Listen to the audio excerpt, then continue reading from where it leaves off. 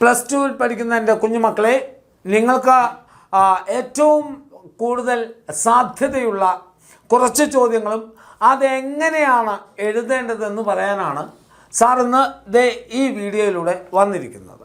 നമുക്കറിയാം, ഇങ്ങനെ ഒരു ചോദ്യം എങ്ങനെ 4 തന്ന് 3 ഉത്തരം എഴുതാനും അത് അരപ്പുറത്തിൽ എഴുതാനുമായിട്ടുള്ള ചോദ്യം നിങ്ങൾക്കുണ്ടാകും. തീർച്ചയായിട്ടും ക്വസ്റ്റ്യൻ പേപ്പറിലുള്ള 100% ഷുവറായിട്ടുള്ള ഒരു ചോദ്യമാണിത്. 100% സാധ്യതയുള്ള ചോദ്യമാണ്.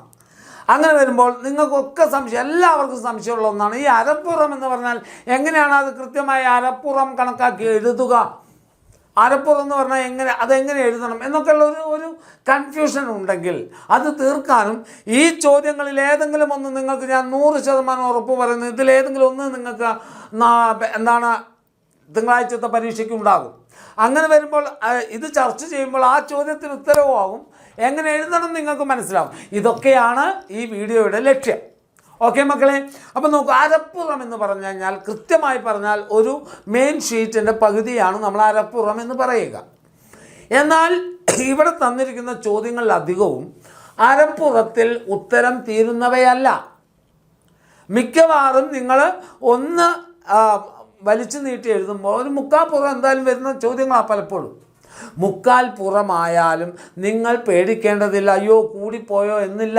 അരപ്പുറം എന്നൊരു ഇത് വെക്കുന്ന എന്തുകൊണ്ടാണോ, വാരി വലിച്ചെഴുതി നല്ല ചോദ്യങ്ങൾ, മറ്റ് ചോദ്യങ്ങൾ എഴുതാനുള്ള നിങ്ങളുടെ സമയം നിങ്ങൾ അപഹരിക്കേണ്ട എന്ന് കരുതിയിട്ടാണ് അരപ്പുറം, ഒരു പുറം എന്നീ ഒരു പരിമിതി വെക്കുക, അല്ലെങ്കിൽ ഒരു പരിധി വെക്കുന്നത്. മക്കളിനി നിങ്ങൾക്ക് അരപ്പുറത്തിൽ കഴിയുമ്പോൾ, അരപ്പുറം കഴിഞ്ഞ് നിങ്ങൾക്ക് ഉത്തരം എഴുതാനുണ്ടെങ്കിൽ തീർച്ചയായും ഒരു 3/4 വരെ പോകാം. എന്നാൽ നിങ്ങളുടെ സമയം അധികം കൊല്ലില്ല. പിന്നെ അരപ്പുറത്തിലേക്ക് എങ്ങനെ നമുക്ക് ചുരുക്കാം, പ്രധാന പോയിന്റുകൾ ഉൾപ്പെടുത്തിയുള്ള വാക്യങ്ങളാക്കുക എന്നുള്ളതാണ്. നിങ്ങൾക്കറിയാം 15 മിനിറ്റ് കൂൾ ഓഫ് ടൈമിൽ നിങ്ങൾക്ക് ഈ ചോദ്യങ്ങളൊക്കെ വായിക്കാനുള്ള സമയമുണ്ട്.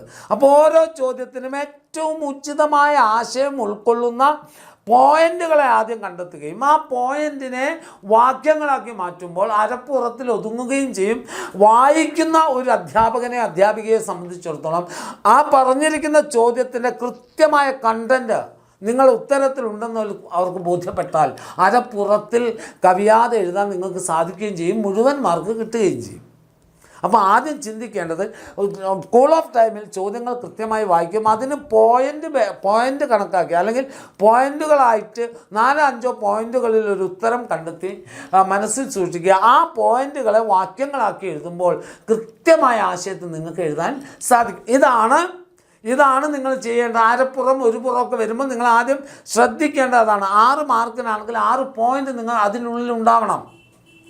6 പോയിൻ്റ് ഉണ്ടാവണം. 6 പോയിൻ്റുകളാക്കുമ്പോൾ 6, 7, 8 വാക്യങ്ങളാകുമ്പോൾ എന്തായി മാറും, ആ 6 പോയിൻ്റ് അതിൻ്റെ ഉള്ളിൽ ഉൾപ്പെടും.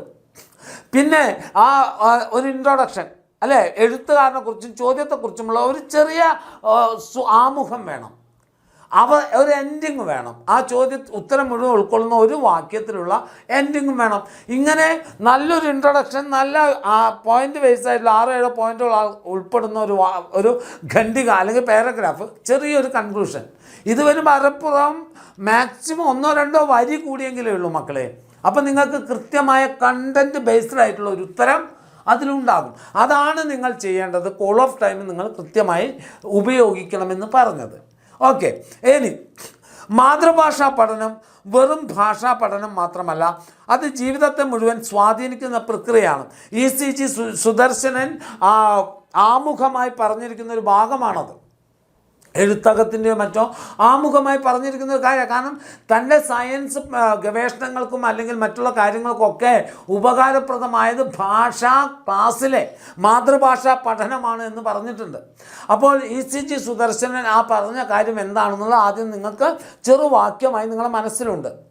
അതിന് നിങ്ങളുടെ അഭിപ്രായം, ഈ അഭിപ്രായത്തിൽ സാധുത പരിശോധിക്കുക. നിങ്ങളുടെ മാതൃഭാഷാ പഠനം പലപ്പോഴും ഭാവനയുടെ ലോകത്തേക്ക് നമ്മെ നയിച്ചിട്ടുണ്ടോ എന്ന് എഴുതുക. ഭാവനയുടെ ലോകത്തേക്ക് നമ്മെ നയിച്ചിട്ടുണ്ടെങ്കിൽ അങ്ങനെ ഭാവനയുടെ ലോകത്തേക്ക് നമ്മളെ കൊണ്ടുപോകുന്നതാണ് സയൻസും മറ്റുള്ള വിഷയങ്ങളിലേക്കൊക്കെ ഗവേഷണങ്ങളിലേക്കൊക്കെ നമ്മെ വഴി തിരിച്ചുവിടാൻ പ്രാപ്തമാക്കുന്നത് ആ ഭാവനയാണ്. മാതൃഭാഷാ ക്ലാസ്സുകളിൽ മാത്രം സ്വായത്തമാക്കാൻ കഴിയുന്ന ഒന്നാണ് ഭാവനയുടെ ലോകം എന്ന് പറയുന്നത്.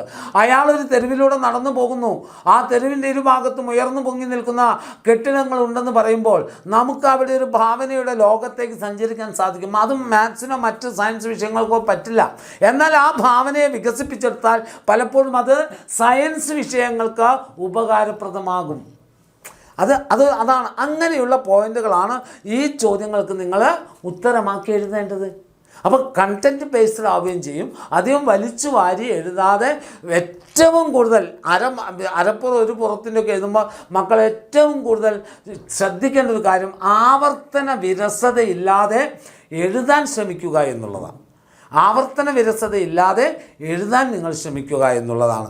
അതിന് എഴുത്തച്ഛൻ്റെ ശകുന്തള അല്ലേ, ശകുന്തള തീർച്ചയായിട്ടും അധ്യാത്മരാമായണം ശാകുന്തളോപാഖ്യാനം എന്ന് പറയുന്ന ഭാഗത്ത് എഴുത്തച്ഛൻ്റെ ശകുന്തള എന്ന് പറയുന്നത് ശക്തമായ സ്ത്രീ കഥാപാത്രമാണ് അല്ലേ. തൻ്റെ തൻ്റെ പാതിവൃത്യത്തെയും തൻ്റെ സ്വഭാവത്തെയും നിന്ദയോടെ കണ്ട തൻ്റെ വ്യക്തിത്വത്തെ അവഹേളിച്ച ദുഷ്യന്തൻ അതൊരു മഹാരാജാവായിരുന്നിട്ട് പോലും കൃത്യമായി തൻ്റെ ഇടത്തോടെ പറയാനുള്ള, തല ഉയർത്തി നട്ടല്ലുയർത്തി പറയാനുള്ള ആർജവം കാണിച്ച കഥാപാത്രമാണ് ശകുന്തള എന്ന് പറയുന്നത് അല്ലേ. വിരൂപന് കണ്ണാടി കാണുമ്പോഴും മാത്രമാണ് തൻ്റെ മുഖം സുന്ദരമാണെന്നുള്ള ചിന്തയുണ്ടാകൂ. അതുപോലെ മനസ്സിൻ്റെ വൈരൂപ്യമാണ് അല്ലേ. നല്ലവനെപ്പോഴും ദുഷ്ടന്മാരെപ്പോലും അവഹേളിക്കില്ല, എന്നാൽ ദുഷ്ടൻ നല്ലവനെപ്പോലും അവഹേളിക്കും തുടങ്ങിയുള്ള പദപ്രയോഗങ്ങളിലൂടെ കുറിക്കൊള്ളുന്ന വാക്കുകളിലൂടെ തന്നെ അവഹേളിച്ച ദുഷ്യന്ത മഹാരാജാവിന് കൃത്യമായ മറുപടി കൊടുക്കാൻ ശകുന്തള ശ്രമിച്ചിട്ടുണ്ട്. അപ്പോൾ ശാകുന്തളോപാഖ്യാനത്തിലെ ശക്തമായ കഥാപാത്രമാണ് ശകുന്തള എന്ന് നമുക്ക് കണ്ടെത്താൻ സാധിക്കും. കണ്ടോ നിങ്ങൾ, ഉത്തരം ചുരുങ്ങി, എന്നാൽ തന്നിരിക്കുന്ന ചോദ്യത്തോട് 100% നീതി പുലർത്താൻ നമുക്ക് സാധിച്ചു. അങ്ങനെയുള്ള ചോദ്യങ്ങളും ഉത്തരങ്ങളുമാണ് നമുക്ക് വേണ്ടത് എന്നുകൂടി മക്കൾ ശ്രദ്ധിക്കുക. പിന്നെ ആൾക്കൂട്ടത്തിൽ തനിച്ചായി പോകുന്ന ആധുനിക മനുഷ്യൻ്റെ വിഹ്വലതകളാണ് അവകാശങ്ങളുടെ പ്രശ്നം അല്ലേ. ദിവാകരൻ എന്ന് പറയുന്ന കഥാപാത്രം മുഴുവൻ സമയത്തും ആൾക്കൂട്ടത്തിൽ തനിച്ചായി പോകുന്നവൻ്റെ വേദനയുടെ പ്രതീകമായിട്ടാണ്. അവസാനം പടമായി പൊതിഞ്ഞു പോകപ്പെടേണ്ടി വരുന്ന വ്യക്തിത്വത്തെ അവഹേളിക്കപ്പെടുന്ന അല്ലെങ്കിൽ അസ്വസ്ഥമാക്കുന്ന ഏകാന്തതയാണ് അവകാശങ്ങളുടെ പ്രശ്നം എന്ന് പറയുന്ന പാഠം മുന്നോട്ട് വെക്കുന്നത്. അങ്ങനെ ചുരുക്കി ആശയത്തെ പൂർണ്ണ രൂപത്തിൽ ഉൾക്കൊള്ളുന്ന രീതിയിൽ വേണം എൻ്റെ കുഞ്ഞുമക്കൾ അത് എഴുതാനായിട്ട്. ഇനി അവതരിപ്പിക്കുന്ന അഭിപ്രായം, നല്ലനായിരിപ്പവൻ നല്ലത് ഗ്രഹിച്ചിടും. ദയാബായിയുടെ അനുഭവം അല്ലേ. ദയാബായി നമുക്കറിയാം, ദയാബായിയുടെ കഥ നമ്മൾ കണ്ടതാണ്. ഒരു രോഗിയെ പരിചരിക്കാൻ മറ്റുള്ളവരെ അറുപ്പോടും വെറുപ്പോടും കൂടി കണ്ട സമയത്ത് തൻ്റെ ജീവിതം പോലും അശരണർക്ക് വേണ്ടി മാറ്റിവെച്ച, നല്ലത് കാണുന്നവനെപ്പോഴും നല്ലത് ചിന്തിക്കുന്നവനെപ്പോഴും നല്ല രൂപത്തിൽ പ്രവർത്തിക്കുമെന്നതിൻ്റെ ശക്തമായ ഒരു പ്രതിനിധിയാണ് ദയാബായി. ദയാബായിയുടെ കുറിച്ചുള്ള ആ ഒരു പാരഗ്രാഫ് മക്കൾ കൃത്യമായി വായിക്കുക. എന്നിട്ട് ദയാബായിയുടെ പ്രവർത്തനങ്ങൾ ശരിക്കും നല്ലനായിരിപ്പവൻ നല്ലത് ഗ്രഹിക്കുമെന്ന് പറഞ്ഞ നന്നായിരിക്കുന്നവൻ, മനസ്സിൽ നന്മ സൂക്ഷിക്കുന്നവൻ എന്തിനും ഏതിനും നല്ലത് മാത്രമേ കാണൂ. മനസ്സിൽ തിന്മയുടെ വിത്ത് പാകിയവന് കാണുന്നതൊക്കെ തിന്മയായിരിക്കും അല്ലേ. അതൊരു വലിയ കാര്യമാണ്. കാരണം ദയാബായി എന്ന് പറയുന്ന കഥാപാത്രം അതാണ്. ആതുര സേവന രംഗത്ത് മറ്റുള്ളവർ അടുക്കാൻ മടിക്കുന്ന രോഗികളെപ്പോലും സ്നേഹത്തോടെ ശുശ്രൂഷിക്കുന്ന, തൻ്റെ ജീവൻ മറന്ന് അവർക്ക് വേണ്ടി പ്രവർത്തിക്കുന്ന ദയാബായിയെ പോലുള്ളവർക്ക് ഏറ്റവും ഉചിതമാണ് നല്ലനായിരിപ്പവൻ നല്ലത് ഗ്രഹിക്കുമെന്നുള്ള ആ വാക്യം എന്നുള്ളത്. അങ്ങനെ ആയിരിക്കണം. അപ്പോൾ മക്കൾക്ക് 4 മാർക്കിൻ്റെ ചോദ്യം എഴുതാൻ എങ്ങനെ എഴുതണമെന്ന് കൃത്യമായോ? അരപ്പുറം എന്ന് പറയുമ്പോൾ എങ്ങനെയൊക്കെയാണ് അതിനെ എഴുതേണ്ടത് നോക്കിയാണോ മക്കളെ? ക്ലിയർ ആണോ മക്കളെ? അപ്പോൾ ഇതിലേതെങ്കിലും ഒരു ചോദ്യം, 1-2 ചോദ്യം എൻ്റെ മക്കൾക്കുണ്ടാകും. അപ്പോൾ ആശയം മനസ്സിലാക്കുക. കൂൾ ഓഫ് ടൈമിൽ തന്നെ 5-6 പോയിൻ്റ് ഉള്ള ഒരു കണ്ടൻറ്റ് മനസ്സിൽ സൂക്ഷിക്കുക. അതിനെ വാക്യങ്ങളാക്കുക. നീട്ടിപ്പരത്തി വലിയ ആവർത്തനങ്ങളോടെ വലുതാക്കുകയല്ല, പകരം തന്നിരിക്കുന്ന ചോദ്യങ്ങളോട് 100% നീതി പുലർത്തുന്ന ഉത്തരമായി എഴുതാൻ ശ്രമിക്കുക. അങ്ങനെ ആകുമ്പോൾ തന്നെ ആ പോയിൻ്റ് ബേസ്ഡായുള്ള വാക്യങ്ങളാകുമ്പോൾ ആ വാക്യത്തിനുള്ളിൽ തന്നിരിക്കുന്ന ചോദ്യത്തിൻ്റെ ആശയം പൂർണ്ണ രൂപത്തിൽ അടങ്ങിയിരിക്കും. അങ്ങനെ വേണം അത് എഴുതാൻ. ഓക്കെയാണ് മക്കളെ. അപ്പോൾ മറ്റൊരു ചോദ്യവുമായി അടുത്ത വീഡിയോയിൽ കാണാം. അതുവരേക്കും മക്കളെ